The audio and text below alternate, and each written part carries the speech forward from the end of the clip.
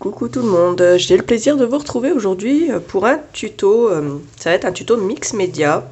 On va faire un grand tag, j'en avais déjà fait deux, j'avais bien aimé. Il y en a un, je l'avais offert. Le deuxième, il est en vente dans ma vidéo vente de ce que j'avais fait en mix média. Et du coup, j'ai décidé d'en refaire un. Celui-là, je pense que je vais le garder parce que j'aime bien. Et je me suis décidée à utiliser ce moule avec les ailes qui est en boutique. Ça a été un best-seller de chez Stamperia. J'avais bien aimé, du coup je me suis dit que j'allais l'utiliser pour faire ce petit tuto. Alors, j'ai pas utilisé que ça, j'ai utilisé le moule Finabert avec la tête de chat. J'ai également utilisé le moule Finabert avec cette tête-là. Donc là, il y a les ailes. J'ai utilisé le moule Finabert avec un cadre et comme il me restait pas assez de résine, en fait le cadre il est ouvert, mais moi comme vous le savez ça me dérange pas. C'est même pas de la résine, ça c'est de la stone clay. Et le reste c'est de la résine par contre. Les chiffres 3 et 1 du moule de Noël, puisque ben on a des chiffres, ils vont nous servir, pas que pour Noël. Donc là, je vais me faire un fond et pour faire mon fond, je vais utiliser les Distress Mica Stain. Donc alors moi, j'avais sélectionné les 4 que j'avais déjà utilisés dans mon tuto précédent. Je vous avais montré comment faire des fonds. Donc j'avais fait un test avec ces mica et j'ai la Hocus Pocus, Jack-o'-lanterne, Bubbling Cauldron et Phantom Mist. Donc j'ai déjà commencé par les secouer jusqu'à temps que en fait le fond ici ne se voit plus. Alors je vais vous le montrer sur le verre, ça sera plus flagrant. Vous voyez, les résidus au fond, ils doivent être mélangés avec le reste. Donc déjà, on les secoue jusqu'à ce que ça fasse ça. J'ai mis un truc pour protéger en dessous. C'est plus pour protéger mon truc en plastique. Parce que j'ai mis une plaque en verre. Mais comme elle recouvre pas tout et que j'ai un nouvel espace de travail, un nouveau bureau, j'ai pas envie de l'abîmer. Du coup, j'ai pris un petit chiffon. Et là, je vais commencer par la couleur verte. Là, Bubbling Cauldron. Et je commence par en mettre un peu. Voilà. Je vais essayer de ne pas tout recouvrir, mais vraiment de mixer les couleurs et de faire un centre un petit peu. Je vais essayer de me centrer au niveau de la déco. Alors, je prends le orange, le Jack-o'-lanterne. Il est magnifique. Et je vais en mettre des petites touches. Voilà. Et ensuite, là, Hocus Pocus, que je viens de faire exploser de partout. Heureusement que j'avais protégé... mon espace de travail. Faites attention quand vous secouez vos sprays. À la limite, mettez un petit chiffon devant quand vous secouez. Ça vous évitera d'en mettre partout comme moi. Donc, je vais en mettre là. Et je vais faire sécher tout ça. Alors voilà ce que ça donne une fois sec. Alors j'ai oublié de vous dire quand même l'essentiel. J'ai pris du carton craft, comme ça. J'ai pris un morceau de 15,2, donc j'ai pris la moitié en fait d'une planche par 30,5. Et puis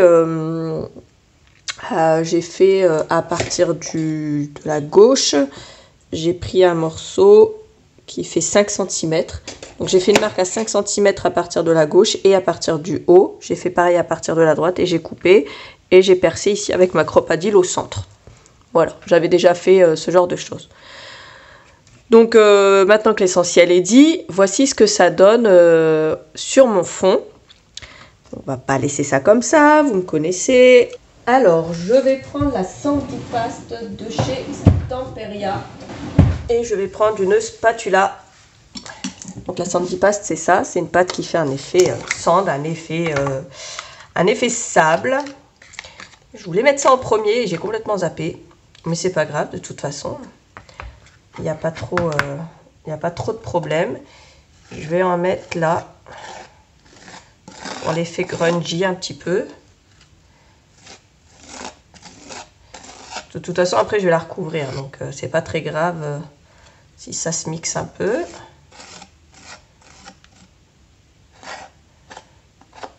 J'en mets pas trop sur le centre parce que je vais utiliser mon pochoir.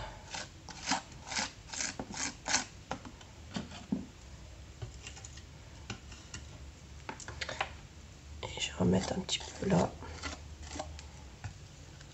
Il y a en ce moment, je ne sais pas si vous suivez son Instagram, à Antonis. Je vous mettrai, si j'y pense, le lien dans la barre d'infos. Alors, il faut vraiment que j'y pense parce que moi, je suis une tête en l'air. Et en ce moment, il poste des techniques de mix média sur des tags. Alors, des plus petits tags que ça, parce que bon, bah, moi, c'est des tags que j'ai commencé à faire il y a déjà un moment de ça, bien avant ces vidéos. Mais il poste des différentes techniques pour faire du mix média. Donc, lui, il fait ça sur des tags, mais vous pouvez le faire sur plus grosse échelle après si vous voulez. Et il y a des techniques qui sont vraiment pas mal. Alors, il y en a que je connaissais déjà, il y en a que j'ai apprises. Et c'est vraiment sympa. Peut-être si j'ai le temps, un de ces cas, je vous ferai une vidéo pour savoir si j'arrive à faire comme lui. Je sais pas, genre je refais le tag d'Antonis et puis on voit ce que ça donne. Ça pourrait être sympa comme idée de vidéo. Je vais essayer de vous filmer ça. En attendant, je fais sécher ma Sandy Paste. Et puis après, alors moi j'avais pareil, hein, j'avais tout recouvert avec du gesso noir. Et j'avais pris le gesso noir de chez Stamperia. Je ne sais plus où je l'ai mis. J'avais pris le gesso noir de chez Finaber. Je ne sais plus où je l'ai mis. Parce que j'avais tout fait d'avance. Donc, il doit être dans le coin. Comme d'hab, je vous mets les liens dans la barre d'infos. Vous inquiétez pas. Donc, en fait, la Sandy Paste, je vais la refaire en noir après. Du coup, j'ai peint en noir. Je ne vais pas laisser ça comme ça. Vous vous en doutez bien. Vous faites sécher. Et on va reprendre nos mica spray. Ensuite, n'hésitez pas, vu qu'il vrille un peu, le craft c'est normal, hein, on met du liquide, on chauffe, tout ça. N'hésitez pas à le remettre droit en le manipulant un petit peu. Donc en fait, on va reprendre les mica spray. Je vais en mettre un peu partout sur les tours.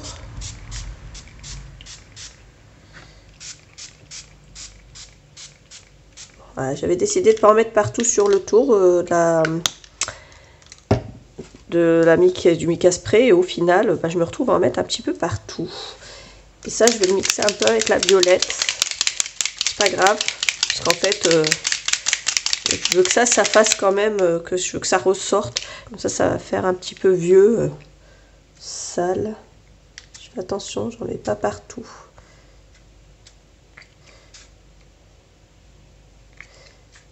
Voilà, j'utilise le spray avec modération, n'est-ce pas? Je vais mettre un petit peu là quand même.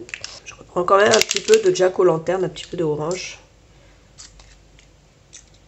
Et pareil, je vais faire des petites touches avec modération.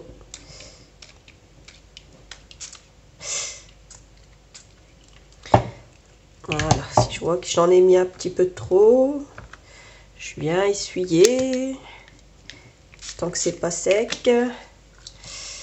Voilà, et je vais remettre un petit peu de vert, une petite touche de orange, un petit peu. Vraiment, j'essaie de mettre ça par touche et si je vois que j'en ai un peu trop, avant que ça sèche, je viens retirer le surplus comme ça avec un chiffon sec. Donc, je vais faire sécher ça comme ça. Et puis, on va après faire la suite. Ensuite, je prends mon pochoir, comme je vous l'ai expliqué, la pâte graphite, comme je vous l'avais dit. Puis, je vais en mettre sur le milieu.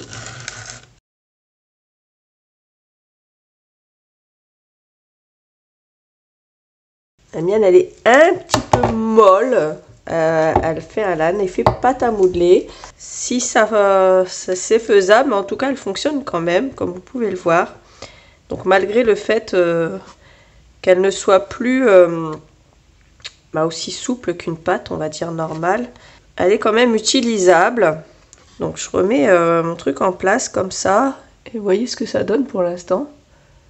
C'est assez joli. Ensuite, je prends les ailes.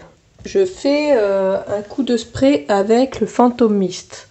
Je laisse sécher. Une fois que c'est bien sec, je repasse un coup. Et vous pouvez le faire autant de fois que vous voulez, ça dépend du rendu que vous voulez avoir. Sur la tête du chat, je prends Bubbling Cauldron. Ensuite, sur la tête de, je ne sais plus quoi, de buffle, je crois, je ne sais pas trop quoi. Et sur le 31, je prends le Hocus Pocus. Et enfin pour terminer pour mon cadre, je prends le Jack-o'-lanterne.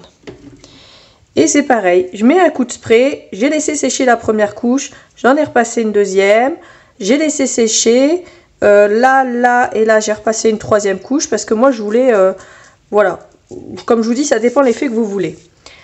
Donc ensuite je vais reprendre mon grand tag et je vais prendre du Heavy Body Gel parce que jusqu'à présent j'ai rien trouvé qui colle mieux que ça, la colle chaude c'est pas ouf. Je vais faire une dernière chose, je prends le Stone Grey de Stazone. Alors j'aurais pu prendre du noir mais je voulais pas que ce soit trop foncé parce que je voulais pas que ça fasse un trop gros contraste. Donc je prends une brosse comme ça ensuite, c'est les brosses Vessen qu'on a en boutique. De toute façon comme d'hab je vous mets tous les liens dans la barre d'infos et je vais venir frotter tout le tour.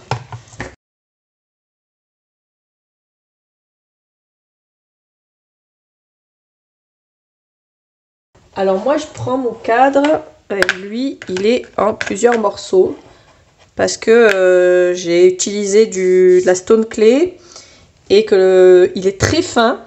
Alors tout ce qui est épais ça va, mais tout ce qui est très fin, la stone clay, en fait comme c'est un peu comme de la céramique un peu plus rigide, et ça casse quand même. Hein.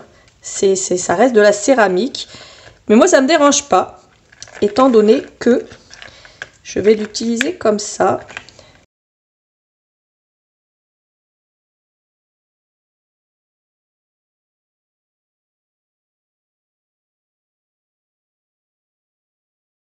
Alors, par contre, vite fait là, avant de passer l'accéléré, ce que je vais faire, c'est que je vais aussi mettre du carton gris, certainement en 2 mm, ou alors des restants de cadres, vous savez ce qu'on a derrière, les cadres de Canva, pour mettre ici pour surélever mes ailes, parce que sinon ça va faire un trou au milieu et puis elles vont s'effondrer un peu comme ça au milieu. Du coup, au milieu, je vais prendre quelque chose pour rehausser un peu mes ailes.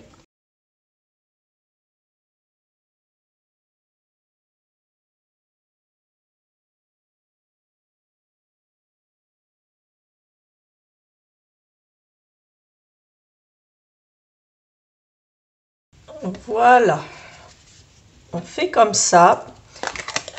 Et comme ça, on voit le pochoir. Parce que le but, c'était aussi qu'on voit l'effet du pochoir. Parce que ce pochoir-là, je le trouve juste magnifique. Je vais prendre une pâte. Alors, c'est la Golden Dust Jewel Effect de chez Finaber. Comme ça, je l'adore. Je vais prendre le Old Ivory Allegro de chez Stamperia. Je vais en mettre un petit peu sur un pinceau. Je vais désaturer mon pinceau. Et je vais faire ce que vous avez des fois l'habitude de me voir faire, un dry brush. Donc le but c'est de sécher, de retirer un maximum de matière et d'effleurer comme ça les reliefs de ces moulages. Hop, faut que ce soit bien sec par contre. Moi j'ai l'impression que mon 31 il n'est pas assez sec. Donc je vais le laisser sécher encore un petit peu puis je vais refaire ça.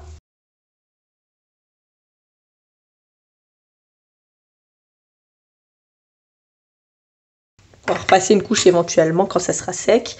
Là évidemment vu que c'est pas sec, il y a des endroits où ça accroche pas. Par exemple le 1 ça n'a pas accroché parce que c'est pas assez sec. C'est une couche un peu dure, on la retire. C'est des produits qui sont super. Alors vous voyez il y a une couche liquide au dessus et il y a les paillettes en dessous. Et alors ce produit là ça fait franchement une éternité que je l'ai et il est toujours pas sec. Contrairement à certaines pâtes qui sèchent.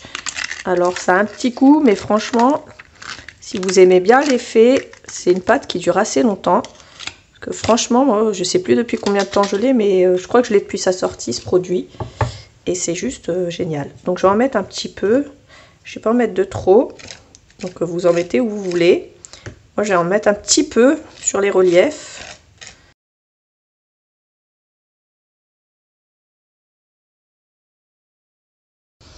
Voilà, je vais m'arrêter là, sinon je me connais, je vais en mettre absolument partout. Et voilà ce que ça donne. J'ai rajouté de la ficelle de chanvre pour accrocher ici, pour donner un effet encore un peu vieillot au truc. Donc c'est terminé pour ce petit tuto. Voici la bête de plus près. Voilà, j'espère que ce tuto vous aura plu. N'hésitez pas, si c'est le cas, à liker cette vidéo et à vous abonner. Et n'oubliez pas de me laisser un petit commentaire, ça fait plaisir. Moi, je vous fais plein de gros bisous et je vous dis à bientôt pour une autre vidéo. Salut!